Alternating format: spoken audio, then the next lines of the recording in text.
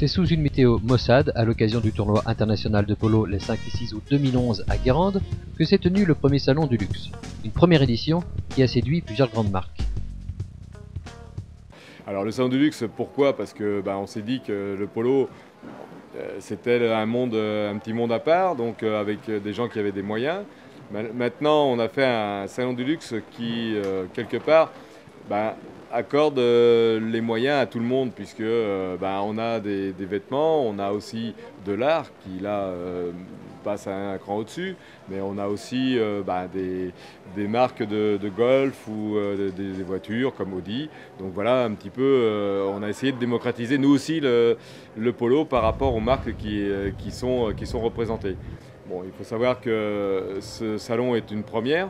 Je pense qu'il va évoluer dans le temps avec des marques encore plus prestigieuses, mais par contre les marques qui sont là aujourd'hui seront encore présentes l'année prochaine, puisque je viens d'avoir le renouvellement de pratiquement tous les exposants. Côté exposants, justement, chacun était très motivé pour participer à cette première édition d'un salon haut de gamme. Parce que j'ai eu Xavier Doucet qui est venu me présenter de la société West Marketing, qui est venu au magasin et me présenter le salon aujourd'hui du luxe. Et donc ce qui se passe, c'est que j'ai des produits qui correspondent, notamment les produits Audemars, qui est un produit assez élitiste. Et donc voilà, j'y ai cru et j'ai eu raison. Malgré le temps, j'ai eu des personnes de qualité qui sont venues sur le stand. Bien évidemment, la place de Crémieux dans un salon du luxe est tout à fait naturelle pour nous, puisqu'on a des produits de grande qualité, avec le soin des choix des tissus, des tailles, des broderies. Et voilà, pour la promotion de la marque et de notre partenaire, c'était une belle opportunité. L'ambiance est très sympathique, on est très bien reçu par Xavier Doucet et son épouse, mais voilà, malheureusement la météo n'est pas au rendez-vous.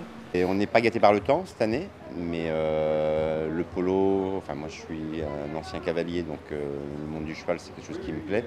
C'est assez fédérateur, on est dans un site qui est normalement magique. Donc voilà, il y avait plein de choses qui faisaient que j'avais envie d'être présent sur ce site.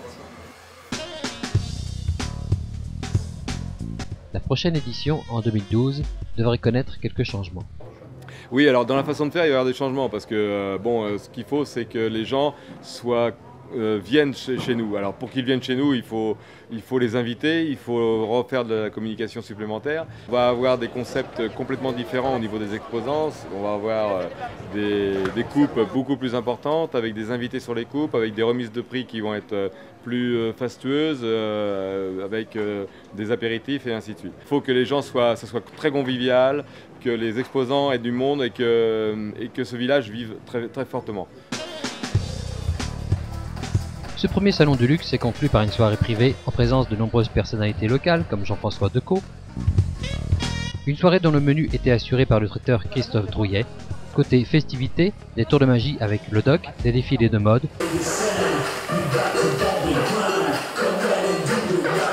ou encore un numéro d'équilibriste avec Albert Micheletti.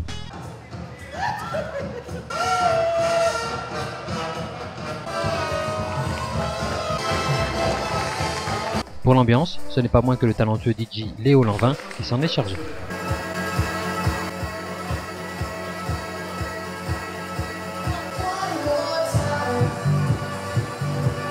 Finalement, au premier salon du luxe, tout ici est charme et convivialité.